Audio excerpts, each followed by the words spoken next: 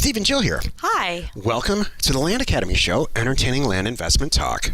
I'm Stephen Jack Butala. And I'm Jill DeWitt, broadcasting from gorgeous, sunny Southern California. Today, Jill and I talk about how and why it's important to establish daily, consistent content to grow your following group.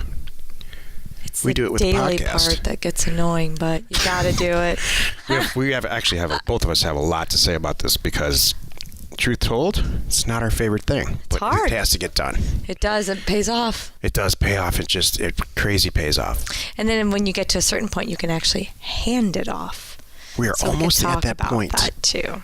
Almost. It's been 3 years. No. It's been probably 5 years. I stopped counting. I mean, this is show 763. Oh, for the podcast daily? And then we started doing all this stuff way before that until we discovered that a podcast suits us good. That's part of what I want to talk about. Wait, summer. Oh, wow. We've been doing this for about 3 years. Summer, because it's summer of 18, and we started this summer of 15. And then it was like rocky. It was like a little bit, because we were trying to take it. You know what we tried to do? We tried to immediately outsource it and found out that doesn't work. So we had to do the show in-house. Yes. That's a good thing to talk about, too. Yeah.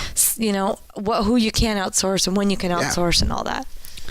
And if you're a chronic control freak like Jill and I, it's hard to outsource anything. Oh my goodness, yes. Until your head blows up. Exactly.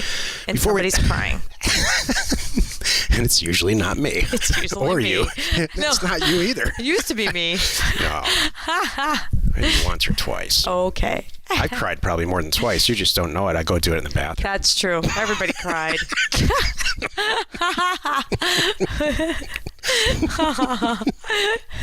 You know you're doing it right if somebody's crying.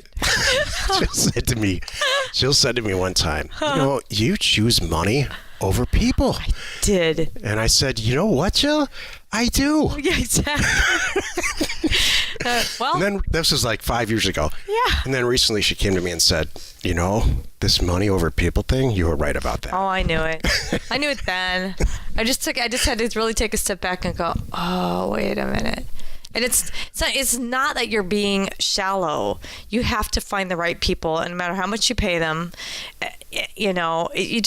when you fire someone that's not doing a good job, you are helping them out too. You have to. So Jill and I, our style. Because the bottom line is what's most important. We do a lot of stuff differently, but one thing we totally agree on is the fact that we do really well with people who are complete and totally independent self-starters. Mm-hmm. Our best employers don't even work in the office anymore. They start there, and then they just have all this stuff to do every day, and they probably do it in their pajamas. Mm-hmm. We have one person who works for us, one of the original employees. She hasn't been in the office in probably 3 years. Probably 2 years. She comes in for a visit once in a while. Doesn't work in the same state. And she's probably our best performer. Mm-hmm. In fact, she is. I know she is. Exactly. Before we get into it, though, let's take a question posted by one of our members on the landinvestors.com online community. It's free. Jeff asks, I'm looking to do seller financing in the future, and I have a list of non-judicial states, but from what I've read, the land contract is the way to go versus a deed of trust. Yes, for sure. So, is there a list? I have done a lot of Google searches and I can't find anything that would tell me if the state is non-judicial, I already have that list, and allows land contracts, and how quickly could you flip the land? If you have a link to a previous post in a site, that would be very helpful. Can I stop you right here? Sure. Because I will answer this far. Sure. What he's talking about is judicial foreclosure states. There's administrative foreclosure, judicial foreclosure. It's beyond the scope of this to go into what this is all about. But what it means is, if you default on a loan, it's easier for most people to think about it from a house standpoint. You buy a house, go to Bank of America, and you get a loan. And for whatever reason, you default on the loan. They have to follow a very strict procedure to get the house back. And if you live in a judicial foreclosure state, there's a strict procedure in how they have to do it. Mm. And there's trust deeds of trust, and all kinds of stuff that goes on. What Jeff's looking for is the easiest way. He's looking for a list of states where the list is short and he wants to completely comply with the rules. And I think that's fantastic. And as a seller, because right. Jeff wants to do seller financing to his buyers, right. where they can pay, I don't know, $1,000 down, $200 a month for 5 years, whatever it is. And Jeff wants to, I didn't mean to interrupt you. I was just no, okay. That's good. Jeff wants to be able to he wants to cut to the chase, which this is what we do too. It's like, is there a list there? Because I want to know all the ones that I can easily do this, not have to go through all those steps. So I only have a land contract. So if anybody stops paying me for whatever reason, I can just take the land back, period, not do anything, and just resell it and move on. Because that's the point. So, and I understand your point of wanting a list, because I gravitate toward that kind of thing too. And the straight answer is no, we don't have a list. A lot of this stuff changes all the time. What I do instead is I have a checklist before we send mail out in which areas and how and why. And first I start with sales. First I start with, maybe Montana. Doesn't look like there's a lot of Montana acreage out there between 20 and 40 acres based on Land Watch and Land and Farm, and I start there. Okay, good. It looks like we can sell it because we know we can buy it. Mm-hmm. We always know we can buy it cheap. Mm-hmm. Now I know we can sell it. Then I say, well, okay, if we're going to do term sales, what paperwork do I need to file? Do I need to do a public report like I do in Arizona? Is there a bulk sales law like there is in Arizona? And I start to make my way down through these the legal portion of it, because none of this matters unless you know you're going to make a bunch of money. Right. So start with that. Like I know you want a list of the 36 states and then go from there, but I would start with money. In fact, we have a show 2 days from now coming up with financial goals are always first, and then you work out all the other stuff after that. So that kind of falls into that. Anyway, continue with the question. Okay. I sound like a TV host. All the kids say, God, you sound so happy. You're not really that happy, but you sound happy on the podcast. Why can't you be like that all of life? Can you imagine? It'd be awesome if you walked. They all say that. We should just walk around with a headset on. Maybe it's all psychosomatic. Like, hey, and here back now to great report card, son. Let's have some ice cream. Yeah. That's what they want. Exactly. That's what everybody wants. Everybody wants that. To continue Jeff's question, also, I hear a lot of podcasts and read a lot of material that land investors have the land contract set up that on a certain day the person is late on the payment, and at X amount of days they would send a letter saying that they have until X day before it is foreclosed. Then when this day hits, normally I hear people say that they then put it on the market again. My last question is, isn't it state by state on how long you have to wait before you can put it on the market? Is there a list of state by state that you have to wait? Again, with the list of states. I did read a federal law says it must be 120 days. Maybe I'm confused. Thank you so much for your help on this topic. This is like master's degree / PhD level stuff here. I like that he's really thinking ahead on this too, and I understand. I do. This is how I gravitate too. I don't want to do all the research. Can we just cut to the chase? Because I know what I can do in this state. I know what I can do in that state. I know what I can do in this state. So I'm going to hang out because in each of those states, I got enough counties to work with. I'm going to be very happy for several years. What I love about your approach here, Jeff, is that like me, want to get your arms around the whole market, do tons of research, and then you're so informed, you know that when you send out the mailer and where it's going out, you just know what's going to happen. You're looking straight into a crystal ball. You can see what's going to happen from a money standpoint, a legal standpoint, and the whole thing. That said, stuff's still always going to go wrong, period. And you just have to mentally prepare that things happen like that. And so, are there federal real estate rules? Yes. Specifically regarding subdivisions and things like that.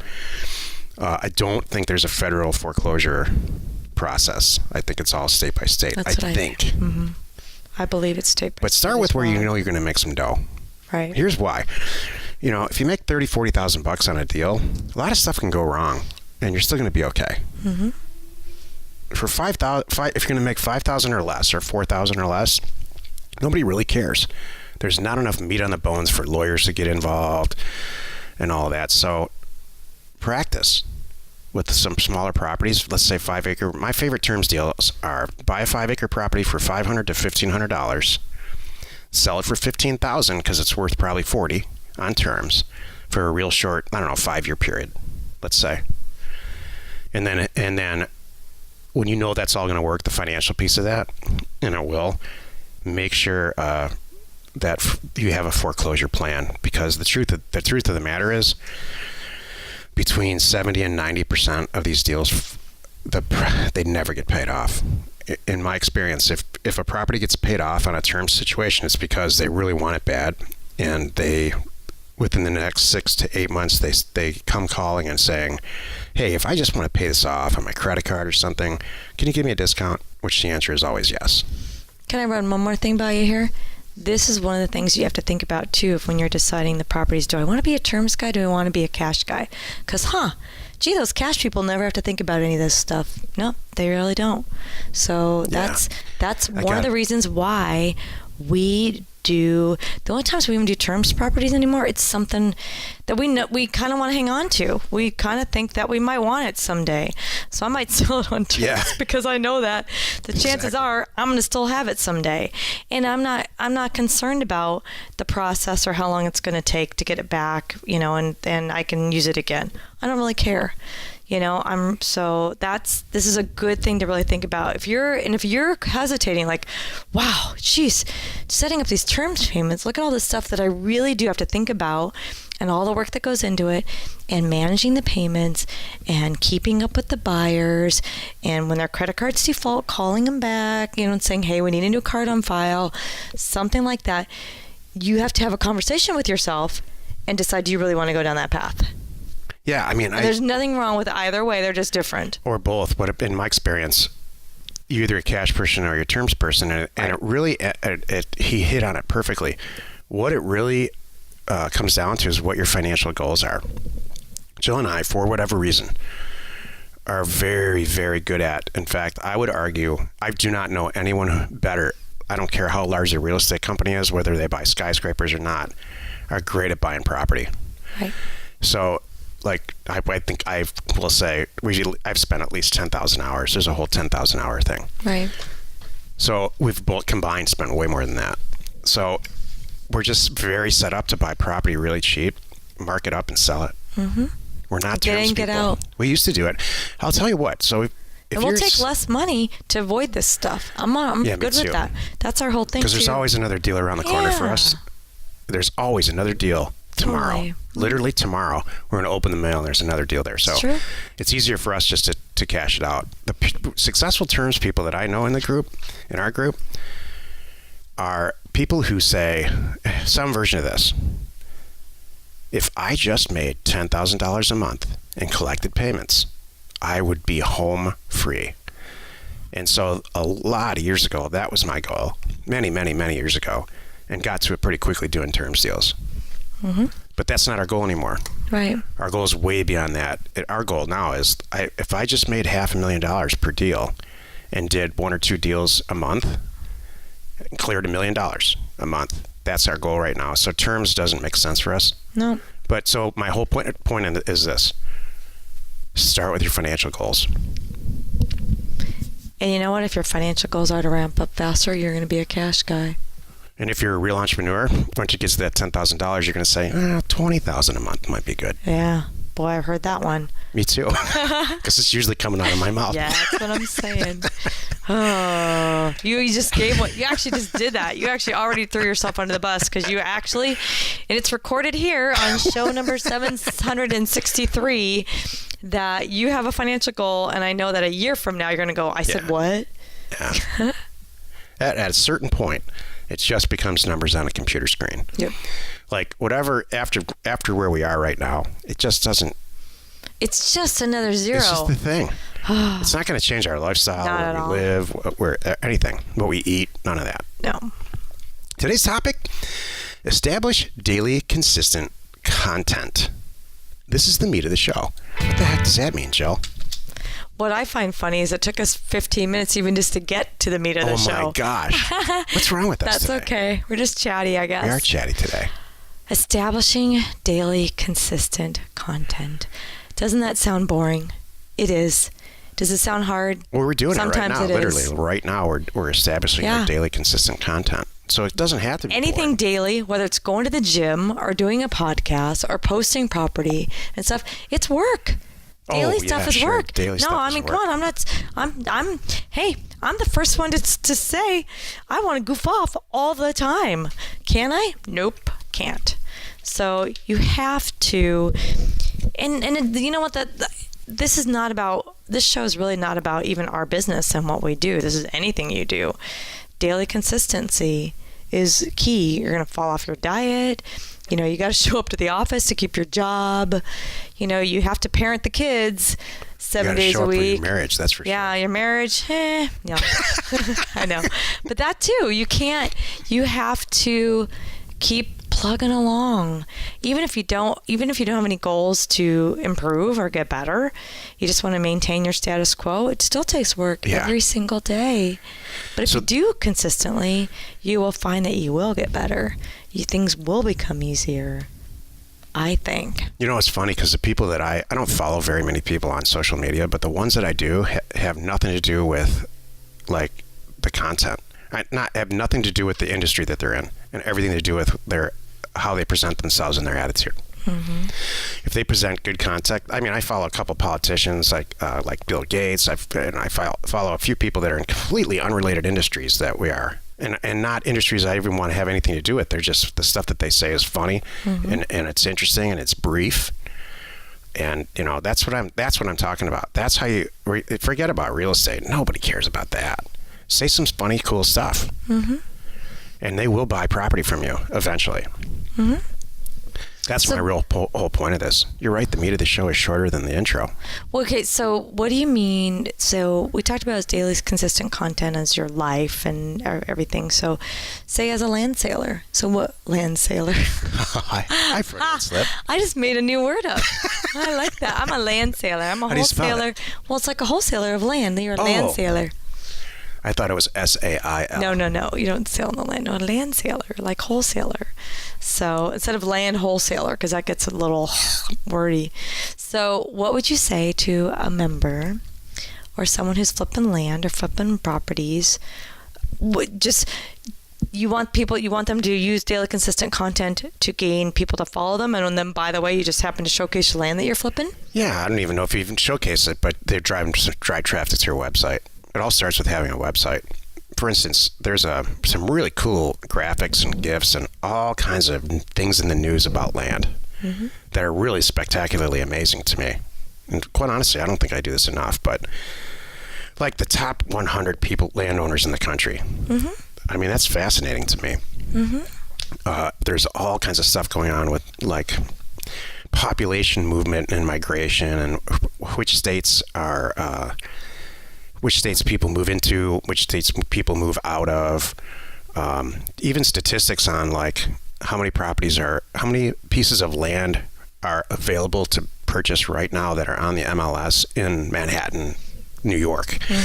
So there's just tons of stuff that if you only wanted to make a 5-minute commitment to doing a Facebook post, that's a 15-minute setup and maybe a 5-minute commitment. We just go out on the internet and find some cool and fresh new stats. Maybe even subscribe to other people who are doing it and share it and forward it. There's no real commitment there. But man, I'll tell you, if it's good stuff, and you have to be really interested in it. If you're not personally interested in it, then it's kind of silly. Boring. Yeah, then you're gonna come off that way. Like, I'm just doing it to do it. Right. Like this show. I'm sharing information about the U.S. Census and how much people have submitted their responses. Yeah, That's stupid. Nobody wants to hear that. But here's an example. I did really well with this post a while ago. It's just on Facebook too. There are 4 times as many people in LA County as there were in 1989. I believe that. And you were here in 1989. I was here in 1989. I was not. But I'll tell you that. So just start to think about that from what the implication is for housing, and how much money is out there, and it's not going down. People are still moving here. So, earlier there was a topic about which foreclosable areas are there. Now I'm interested. Now I'm going to check out all the laws in LA County and find out why and how, if I was going to do term deals, which we don't do. Right. So it all starts with cool stuff like that. For whatever reason, this show does really well. and it's easiest for us to do. We record all the shows usually on Thursday morning, really early, before our real day starts. And it's probably a 2-hour time commitment, maybe 3-hour time commitment for a week for us, and it seems to be paying off. Actually, it's paying off really well. Yes. So whatever your niche is, there's lots of different types of stuff out there. There's one of our guys in our group and he's amazing at making videos with graphics and the whole thing, and that's his thing, and he sells every single piece of property because he's got a huge following on YouTube. Actually, more than one of our people in our group. What are your ideas? I think we covered them. I love it. But videos are the best. That's the latest thing. We all know that. Videos, you know what I got to say? Videos are the best and short videos are the best. So as we're talking about property and what we do, I would really recommend, it's important to have a good quality video, but don't drag it out. Yeah. Get the facts out there. There are examples of good ones and bad ones on our YouTube channel by yours truly. That's very true. The ones where you stop in the middle, those are the bad ones. Well, you've done it again. You spent another 15 or 20 minutes listening to the Land Academy Show. Join us next time where we discuss task rituals make or break your real estate investment success. Did he say rituals? I mean rituals.